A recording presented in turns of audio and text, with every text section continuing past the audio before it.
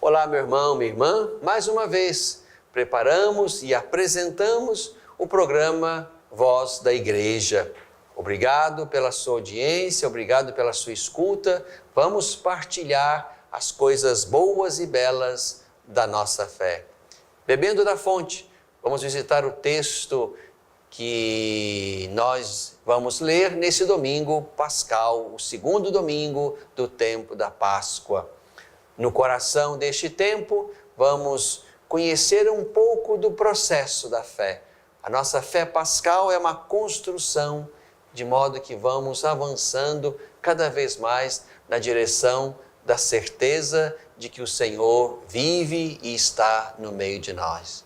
Uma igreja em caminho, vamos conhecer aquilo que a igreja no Brasil vai viver nesses próximos dias. A Assembleia Geral dos bispos que estamos aqui no Brasil em missão com você, o povo santo de Deus.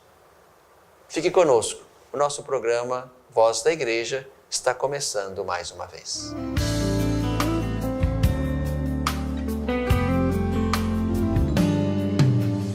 Bebendo da fonte, meu irmão, minha irmã, estamos neste tempo precioso e bendito da Páscoa. O Senhor vive, Cristo vive, e nós saboreamos com Ele pela fé os efeitos desta ressurreição. Ele o primeiro, nós com Ele. Quero convidar você mais uma vez, neste tempo precioso, central da nossa fé, quero convidar você a mergulhar mais uma vez no mistério da Sagrada Escritura. E vamos meditar hoje o texto deste domingo, João, capítulo 20, versos 19 a 29. Ao entardecer daquele dia, o primeiro da semana, os discípulos estavam reunidos, com as portas trancadas por medo dos judeus. Jesus entrou e pôs-se no meio deles e disse: "A paz esteja convosco." Dito isso, Jesus mostrou-lhes as mãos e o lado. Os discípulos então se alegraram por verem o Senhor. Jesus disse de novo: "A paz esteja convosco. Como o Pai me enviou, também eu vos envio."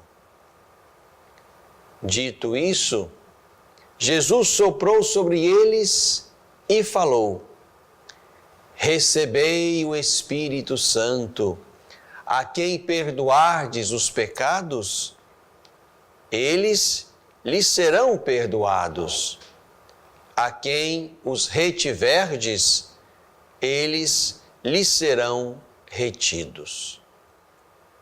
Tomé, chamado Dídimo, que era um dos 12, não estava com eles quando Jesus veio.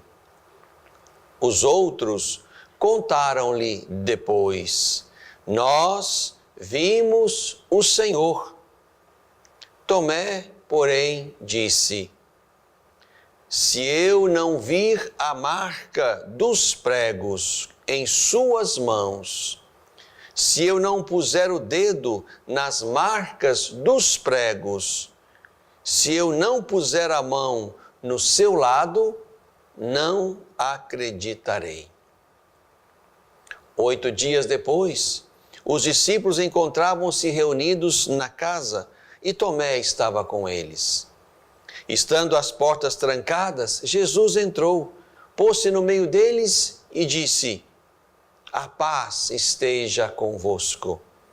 Depois, Jesus disse a Tomé: "Põe o teu dedo aqui e olha as minhas mãos.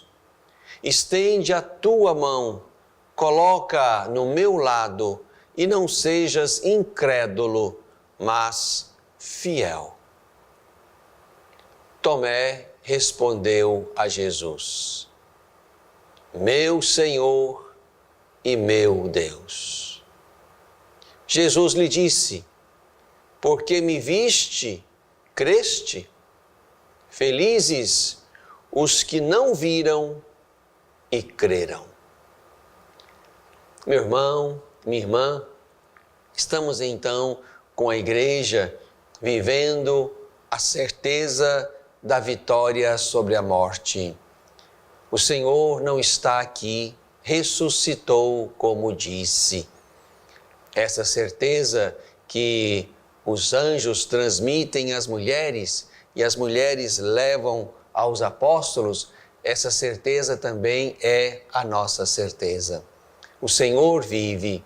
O túmulo vazio é certeza e sinal de uma outra forma de estar presente.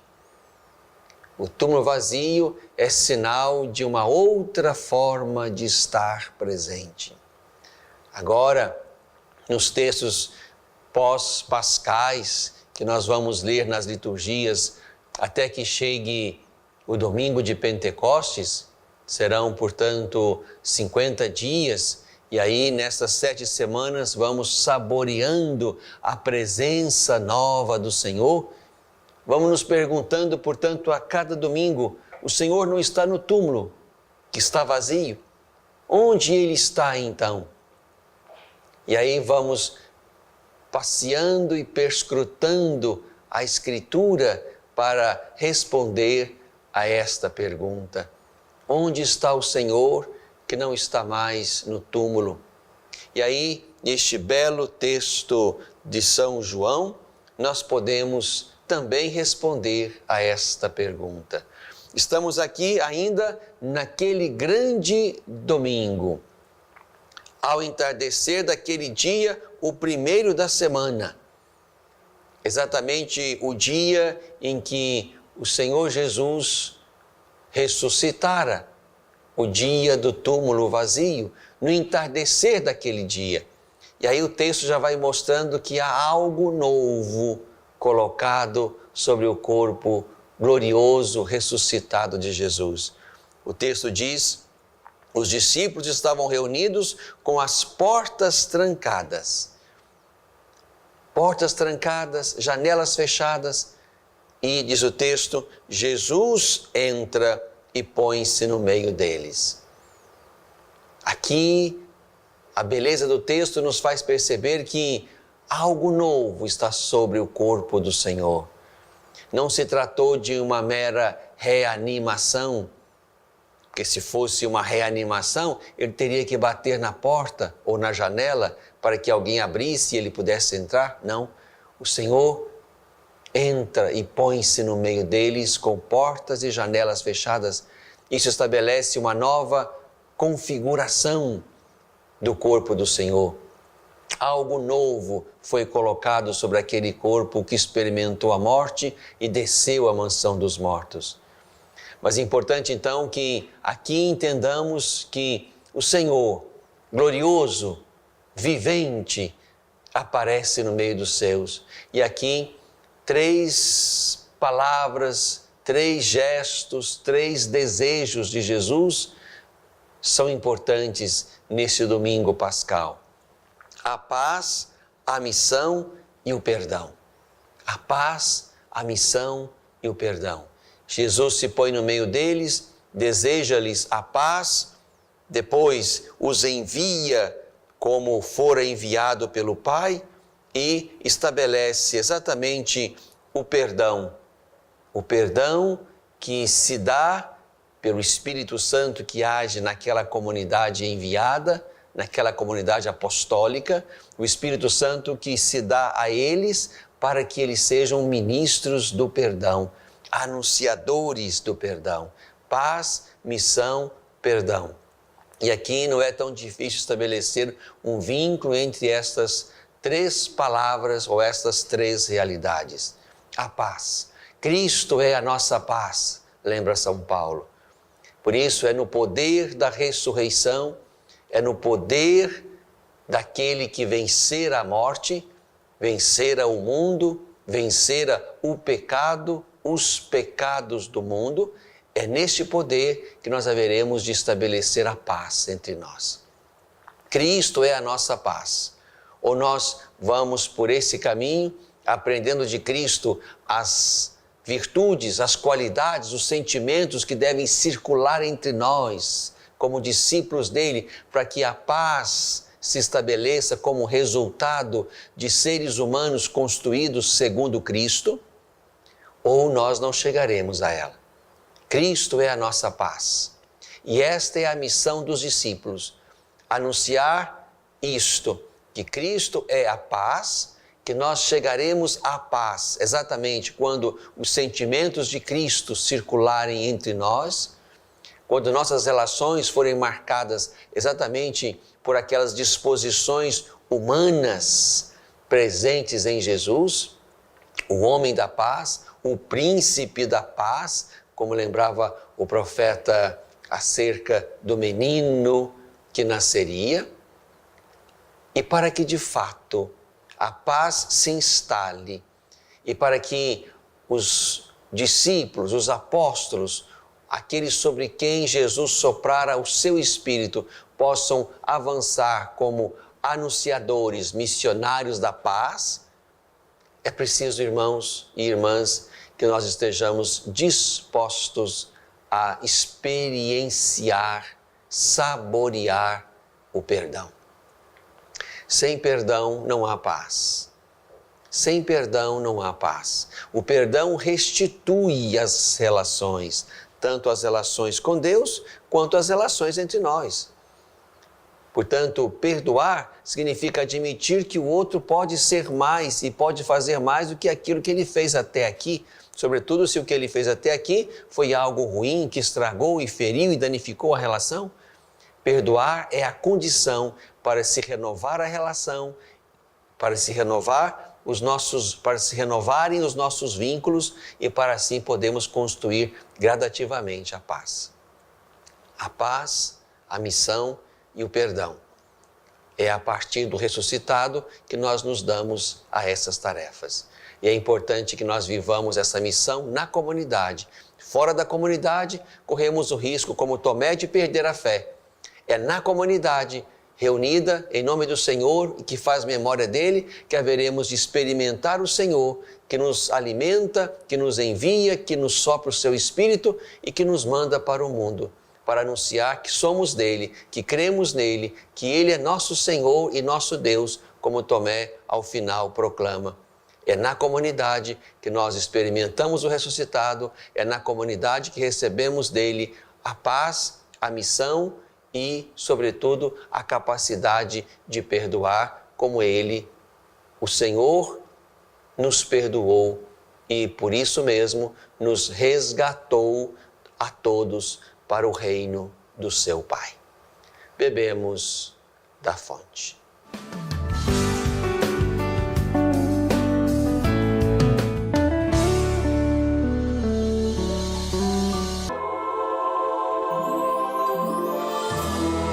Olá, queridos filhos e filhas, nós temos um encontro marcado neste canal todos os domingos com a celebração da Santa Missa. Evangelizar é preciso.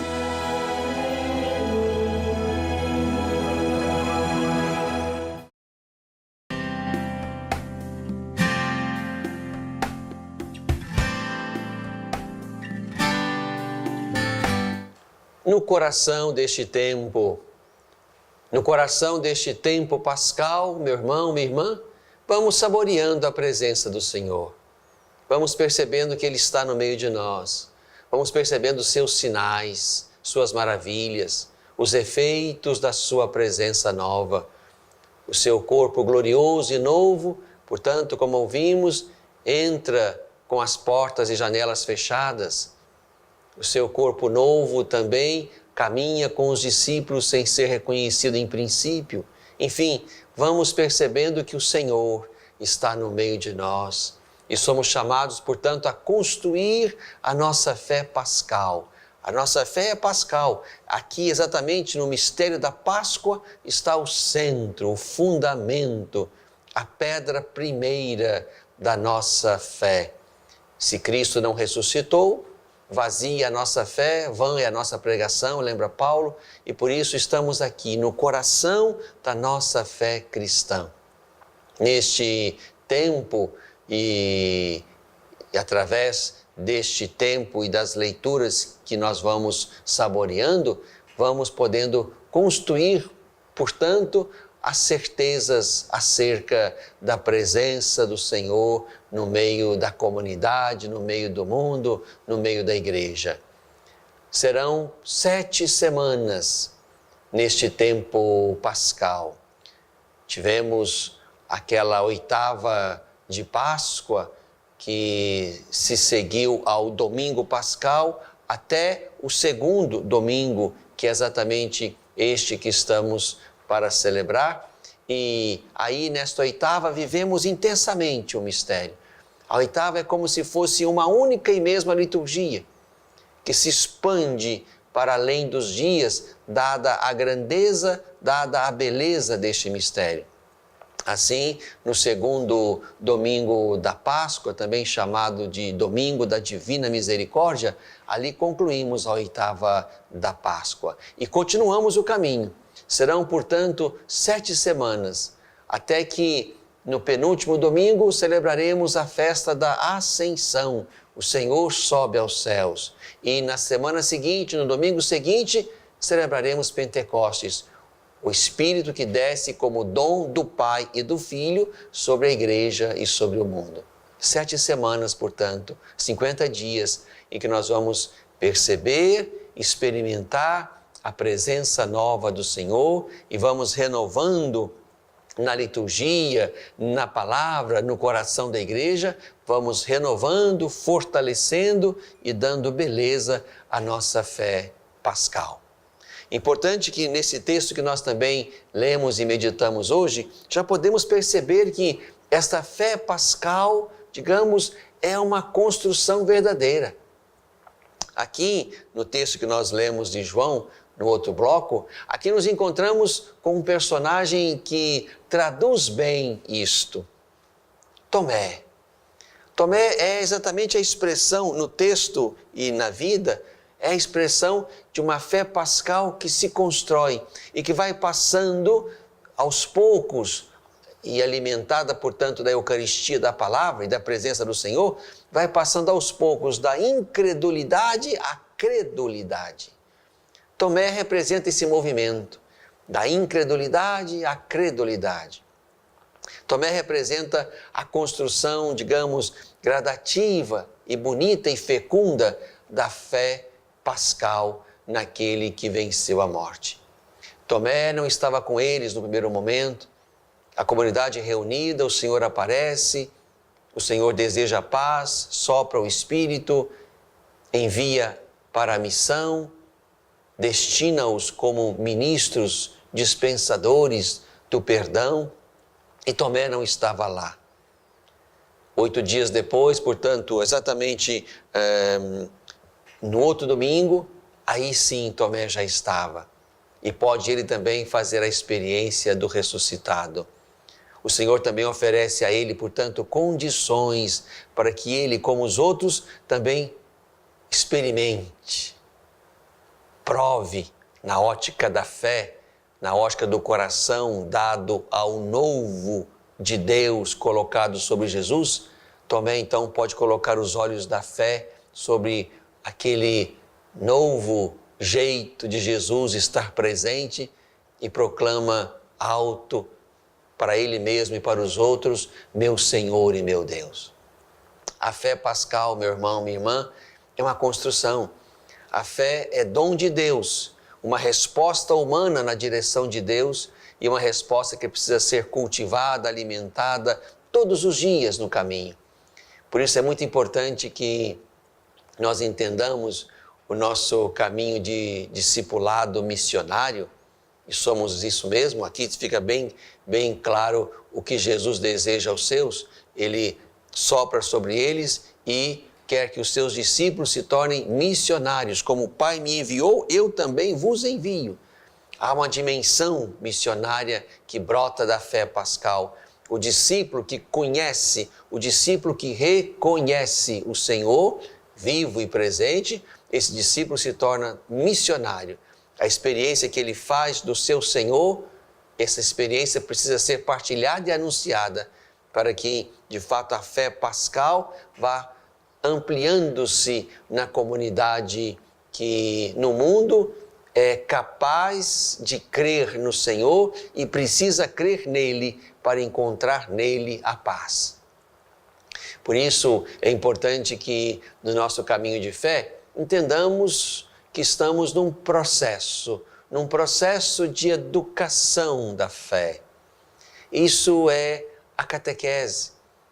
Isso pode e deve ser também a liturgia. A catequese, portanto, permanente, uma liturgia também que vai ganhando beleza, mistagogia. Esta catequese sistemática, permanente, aprofundada, essa liturgia que celebra o mistério e põe dentro do mistério, tudo isso faz parte de um processo de educação permanente da fé. De modo que a cada dia mais, saboreando a palavra, experimentando os sacramentos, estando na comunidade que crê, nós também vamos como Tomé, como Pedro, que exatamente naquele belo texto da vigília pascal que lemos, Pedro vai ao túmulo, vê o túmulo vazio e volta admirado para casa. Não se diz ainda que Pedro creu, mas volta admirado. É uma atitude, digamos assim, no caminho, na direção de uma fé que Pedro também haverá de construir e professar de maneira bonita e testemunhal no caminho, dando ele mesmo a vida pelo Senhor, e sabemos disso. Por isso, meu irmão, minha irmã, é muito importante que aprendamos desta liturgia e deste tempo pascal, que é importante, muito importante, que nós zelemos por este processo que qualifica, que educa, que dá beleza e profundidade à nossa fé. A fé precisa ser cuidada. A fé precisa ser cuidada. E aí nós tínhamos que ter e nos esforçar para ter bons catequistas.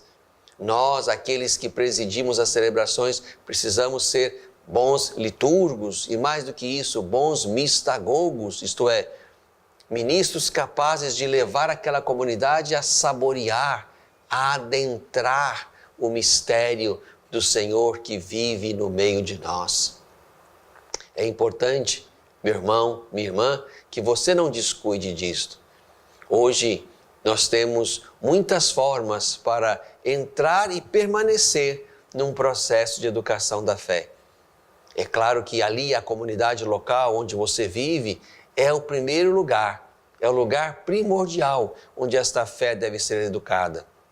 Já que, digamos, a fé cristã é eminentemente comunitária, é na comunidade que nós vivemos a fé, há um eu creio que desemboca no nós cremos. Há uma fé pessoal que é vivida e cultivada numa fé eclesial. Há um eu creio que, digamos, chega e se estabelece num nós cremos, e aqui está a comunidade. É aí exatamente que nós somos chamados a zelar pela nossa fé. Cada comunidade local precisa empenhar-se no cuidado e na formação dos seus catequistas de todas as idades e para todas as idades, de modo que as crianças, adolescentes, jovens, adultos, casais, gente madura, os idosos também possam encontrar aí na comunidade espaços bonitos para meditar a palavra, para conhecer e experimentar mais o Senhor, momentos orantes, liturgias que de fato falem ao coração deles. É aí, meu irmão, minha irmã, que nós vamos educando a nossa fé. Não descuide disto, assim como nós não descuidamos da nossa comida, do nosso sono, da nossa higiene. É muito importante também que entendamos que a fé é um ingrediente, é um componente constitutivo da nossa vida. Ela precisa ser zelada. No mundo onde circulam muitas coisas erradas, confusas, ecléticas sobre a fé ou sobre a religiosidade, é preciso que nós mantenhamos o nosso olhar focado na palavra, focado na igreja, na comunidade, focado em Jesus. Ele, portanto, é o autor e o consumador da nossa fé. No coração deste tempo. Aí quero convidar você, nesta próxima semana, a se unir aos bispos que estaremos reunidos na nossa Assembleia Anual, lá junto do Santuário Nacional de Nossa Senhora Aparecida.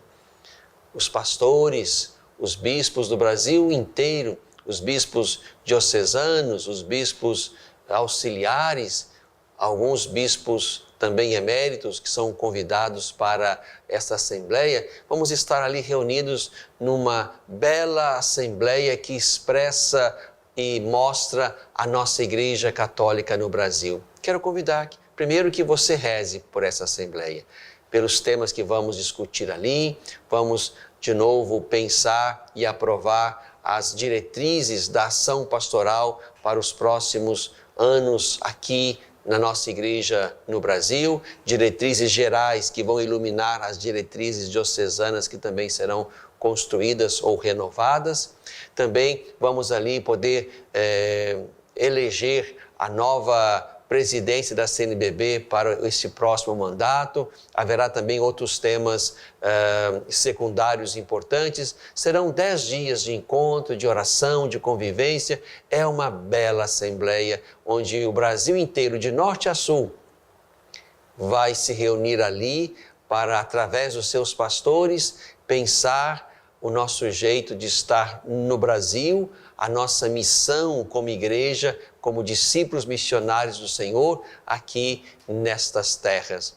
Primeira coisa, portanto, reze pela nossa Assembleia, por aquilo que haveremos de refletir, discutir, aprovar, naquele momento bonito de colegialidade, onde todos podem falar, podem participar dos processos, podem interferir nos textos e em tudo aquilo que a Assembleia haverá de produzir. Mas também quero chamar a sua atenção, meu irmão, minha irmã, para algumas conversas, algumas palavras, algumas produções negativas, equivocadas, erradas, literalmente loucas, acerca daquilo que, de fato, a nossa Assembleia é e a nossa Assembleia faz. Atenção com essas coisas. Sobretudo, esteja atento para não divulgar aquilo que você talvez não conheça, como também quem produz aquele vídeo não conheça, e vamos passando isso como inverdades sobre processos, sobre conteúdos, sobre eleições dentro de uma assembleia que é, digamos, privativa, é a Assembleia dos Bispos que estamos aqui no Brasil. Então, se você tem alguma dúvida, se alguém de algum lugar tenha suscitado no seu coração, na sua mente, acerca de questões da Assembleia, pergunte aí ao seu bispo, pergunte aos padres que porventura estejam mais próximos de você, porque se trata, meu irmão, minha irmã, de reconhecer a validade, a beleza daquela assembleia onde os pastores estaremos reunidos para pensar o nosso caminho de igreja. Reze por nós e esteja em comunhão conosco para que sejamos pastores e comunidade que caminhamos juntos na direção do Senhor, que neste mundo nos quer unidos, irmãos e em missão. Uma igreja em caminho.